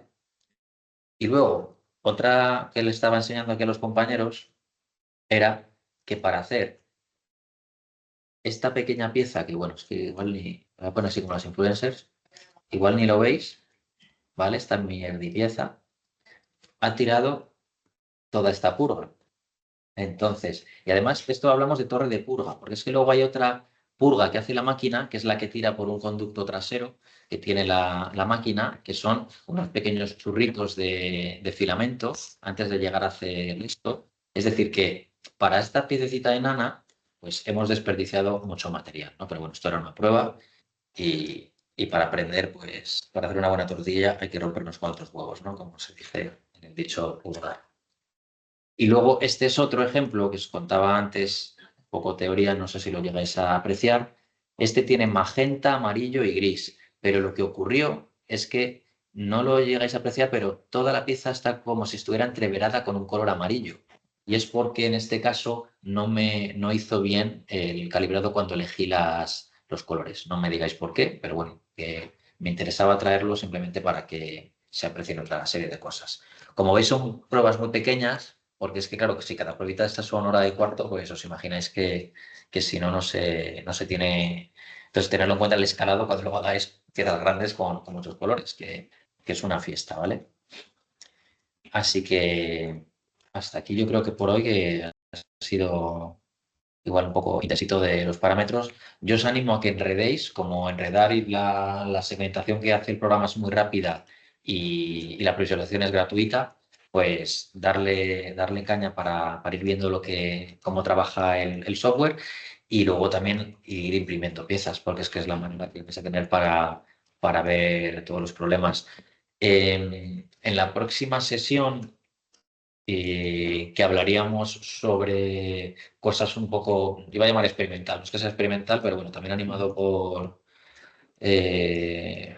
Guillermo, que me estuvo diciendo que sí podíamos ver también temas de postprocesado y demás, nos quedaría la sesión que sería de materiales. Entonces, para hablaros un poco más de qué aplicaciones tienen unos y otros, también os voy a traer algunas piezas que he hecho con moldes para luego hacer vertidos, yo que sé, de resinas, de cementos, de escayolas, Vale. para que veáis a lo mejor que la impresión no es una cuestión finalista, sino que es un paso intermedio para tener un encofrado y luego poder hacer otros tipos de cosas. Eso por un lado. Luego también os hablaré de postprocesados de algunos materiales, pues por ejemplo para sacarles superficies más suavizadas, para sacarles brillo, para sacarles transparencia, es decir, una serie de cuestiones. Y luego también me gustaría que operáramos un poco más con la máquina. Es decir, que bajemos aquí, alguien saque y ponga el filamento, que se asegure. A lo mejor no llegar a hacerlo, pero casi intuidos de qué pasa si se atasca un filamento, que es algo que va a ocurrir antes. Y no sé si os ha pasado a vosotros, ya habéis abierto ya el. No lo habéis. Guillermo, a lo mejor, yo no me atreví. Vale, lo digo porque son O cuestiones. sea, luego, cuando la máquina reinicia, sí que se cura bien y tal, no sé qué, y hasta ahora lo has solventado. Vale. Por lo menos en lo que Vale. yo impreso. No sé si a Guillermo lo ha pasado. Yo es que hablo He de. tenido que meter mano. Claro, yo hablo de atascos de material en cuanto que a lo mejor se parte un trozo, literalmente, o sea, 10 centímetros de filamento y se quedan metidos en una Fuera. vía. Y dices, ¿y ahora qué pasa? Entonces, como es algo que va a ocurrir antes o después, Sí, pues estaría bien. sí que me molaría Estaría decirlo. bien tocarlo. No es nada difícil, pero luego me imagino que de entre los elegidos que estáis en la formación, pues habrá unos más elegidos y otros menos elegidos para igual tocar tanto. Pero vamos, explícanos por lo menos tres cosas básicas, igual que el otro día levantamos la placa y no sé qué, Tenemos a Rubén. para que o nombráis un técnico de laboratorio. Es muy probable que no sea el viernes que viene. Vale, me dices que el 21 tiene Porque hay 3 que no estamos y bueno, y por lo que veo además no sería suficiente con suplirlo con ver el vídeo. O sea, creo que Claro. sería más estar. Sí. Entonces, voy a intentar buscar un día a ver si podemos estar todos y si no, pues no. Vale. Pero en Pues, principio la vamos a pasar en lugar del viernes, probablemente el lunes, martes o miércoles de la siguiente semana. vale, pues lo concretamos Lo cerrando. y listo. Voy. Perfecto.